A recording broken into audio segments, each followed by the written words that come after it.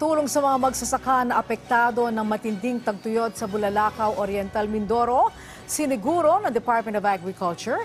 Sa katunayan, personal na inalam ng DA ang lagay ng mga kababayan nating magsasaka doon at kanilang mga pangangailangan. Si Rod Lagusad sa sentro ng balita. Siniguro ng Department of Agriculture na agad matatanggap ng mga apektadong mga magsasaka ang kanilang mga kinakailangang tulong. Ito'y kasunod ng ginawang inspeksyon ng kagawaran sa bayan ng Bulalakaw sa Oriental Mindoro na nasa ilalim ng state of calamity dahil sa epekto ng El Nino. Ayon kay Assistant Secretary Arnel de Mesa, una nang nagbigay ng direktiba si Pangulong Ferdinand R. Marcos Jr. at Agriculture Secretary Francisco Chu Laurel Jr. na magbigay ng tulong sa mga apektadong magsasaka. Dagdag pa ng DA, may direktiba na rin na ibinigay sa Regional Field Office nito na ayusin na mga pwedeng maitulong sa Mindoro. Dito sa bayan ng Bulalakaw, makikitang nagkabitak-bitak ang ekta-ektaryang lupain, partikular na mga taniman ng palay at mga sibuyas.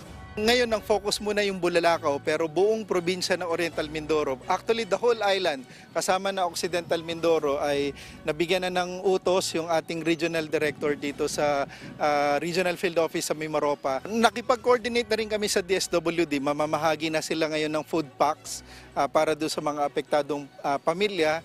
Ganon din sa Dole. Ito, utos din ng ating Pangulo, katuwang ang ating ibang mga sangay ng pamahalaan, DSWD para sa food packs, and then yung sa Dole naman yung sa Tupad.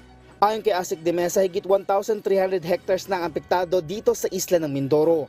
Sa Oriental Mindoro naman, higit 200 million pesos na ang naitalang pinsala. Habang sa bayan ng Bulalakaw, nasa 800 hectares ng lupain na ang apektado ng El Nino.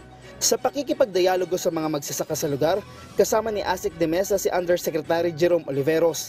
Dito ay kanilang inilatag ang mga iba't ibang mga programa at mga tulong para sa mga magsasaka. Para doon sa mga immediate na naapektuhan ng El Nino ay mamamahagi tayo ng up to 21,000 pesos na insurance claims mula sa Philippine Crop Insurance Corporations. Ganon din ay naglaan ng 500 million pesos ang Agricultural Credit Policy Council para sa credit assistance, about 25,000 pesos sa bawat magsasaka. May ibibigay din na Rice Farmer Financial Assistance na tig 5,000 pesos, habang may fuel assistance din sa mga apektadong mga magsasaka. Ano yun? Yung iba doon immediately, this week or maximum yan next week, ma-receive nila lahat.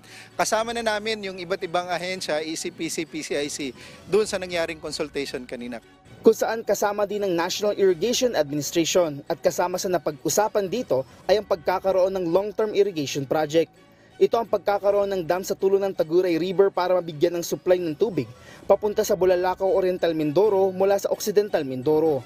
Samantala, kaugnay ng usapin sa tubig, ayon kay Asik de Mesa ay may 3 unit ng solar-powered irrigation system ang ibibigay, kung saan na-award na kahapon ng isa sa mga ito. Kabilang din sa tulong ay ang pagkakaroon ng 40 million pesos na cold storage facility para sa mga sibuyas, na ayon sa DA ay na-award na din. Rod Lagusad, para sa Pambansang TV, sa Bagong Pilipinas.